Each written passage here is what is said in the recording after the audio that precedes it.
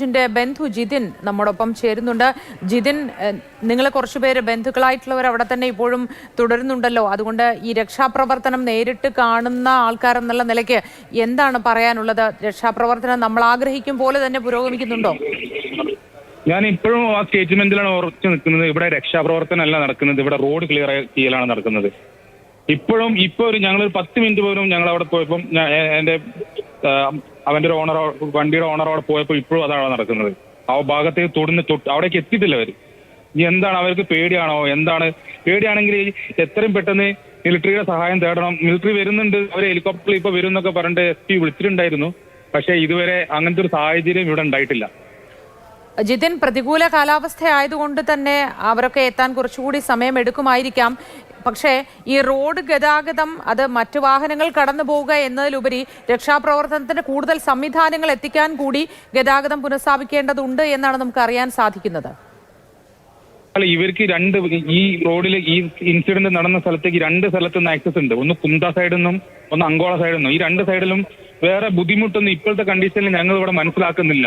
എന്തെങ്കിലും equipments by road എത്തിക്കണമെന്നുണ്ടെങ്കിലും ഇന്നലെ കുംദ സൈഡിൽ ജസ്റ്റ് മണ്ണിടിച്ചിൽ വേറെ സ്ഥലത്ത് ഉണ്ടായിരുന്നു. പക്ഷെ അതെല്ലാം ക്ലിയർ ആക്കി ഇപ്പം ട്രാവലിംഗ് സ്മൂത്ത് ആണ്. ഇപ്പം കൂടുതൽ ഉപകരണങ്ങളൊക്കെ എത്തിച്ചിട്ടുണ്ടോ സ്ഥലത്തേക്ക്? ഈ ഒരു ഉപകരണവും ഇല്ല. ഇവിടെ ആകെപ്പാടുള്ളത് ഒരു 6 JCB ഉണ്ട്. 6 JCBയും മണ്ണെടുക്കുന്ന ടിപ്പറുകളും ഉണ്ട്. അതല്ലാതെ ഒരു എക്സ്പീരിയൻസും ഞങ്ങൾ ഇതുവരെ കണ്ടില്ല. രക്ഷാപ്രവർത്തനം വളരെ പതിയെയാണ് പോകുന്നത് എന്നാണ് ജിതിൻ ഇപ്പോഴും പറയാനുള്ളത്, അല്ലേ?